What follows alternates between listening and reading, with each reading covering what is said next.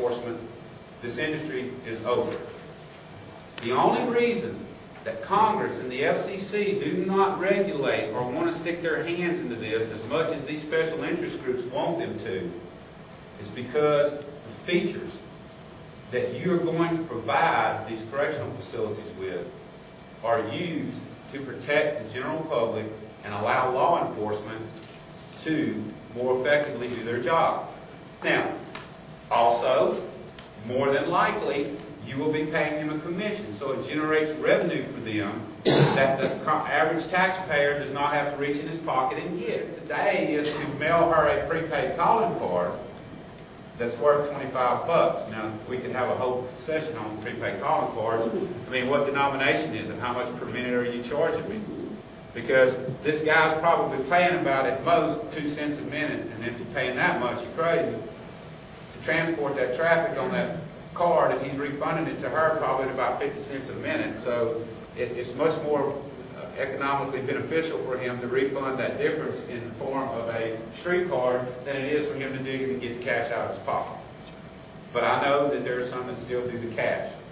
Unfortunately, we wrote 800 and something. Somebody hijacked the car or whatever. You know, when I last taught this class, that very morning, I was watching in Florida at Bruce's show where this county was transporting these inmates and they somehow stole his gun and shot him in the head, a family man, and the inmates escaped. If they had been using video arraignment, they was carrying him to an arraignment. Video arraignment, well, that would have never happened. You don't spend the money on gas, you don't have to pay the detectives to haul it, you're not having a security risk. Or red. Video visitation with the families. If you've got children and you use the internet, now there's 90% chance you have a small camera in your house. I don't know, you know, when I'm working or choosing a partner, one of my main questions is, all right, let's talk about the RFP process. Are you going to answer it? Am I going to answer it? Are you going to support me? What am I going to answer to this? Because in the RFP, they're going to want resumes of your top 5 people that's going to be involved in this project and the years of experience they have. So if you don't have a resume, you better get you one. They're going to want references of facilities of comparable size. They're going to want you to write a project implementation plan. They're going to install it, what brand is it going to be, is it going to be under warranty, is it going to cost them anything? You're going to have to come up with an installation schedule by date. And I can go on and on. You're probably going to have to come up with a bond. That's pay along well. Somebody's got to get on the phone with some telephone skills. And you've got to practice and role play. We do this a lot. It's one of my favorite things to do at the office because they get cut up and try to trigger.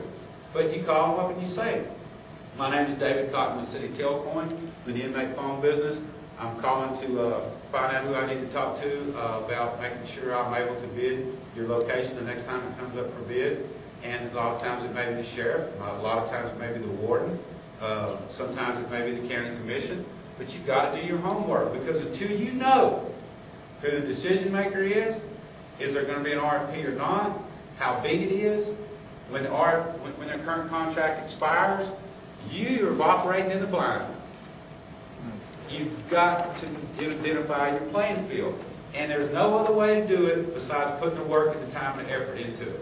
You cannot buy a sheet that's going to give you that information. And no other company's going to give it to you because they know you're going to be competing with it. So you're going to have to go out and build you a data pile. Identify your area, build your data pile. It takes hours and hours and hours on the phone. And sometimes, that she's nodding her head again, you have to call the place 5 to 7 times before you get your information. Because you're not always going to be able to get to the sheriff. The warden may be busy. But until you've got to be involved in politics, because you're dealing with politicians. I can't lie anymore. God will strike me down. If I go sit down in front of Sheriff Larry Dean and he said, "Did you vote for Senator Son? Did you vote?" I can't lie to him. And if I say no, I ain't never selling him a thing. These people live and die. You're dealing with government now. And if you show them that you're not engaged in accepting your civic responsibility, we're going to teach these in depth. We have some people from the billing companies coming to Memphis to discuss these in depth with you, but these people can too. You need to know what DPI electees are. You need to know what unbillables are. You need to know what leg adjustments are. You need to know what debt submitted credits are. Your uncollectible reserve. Who can tell me which line on there represents your bad debt? All No, not all of them. of them. No, your uncollectible reserve is 3%.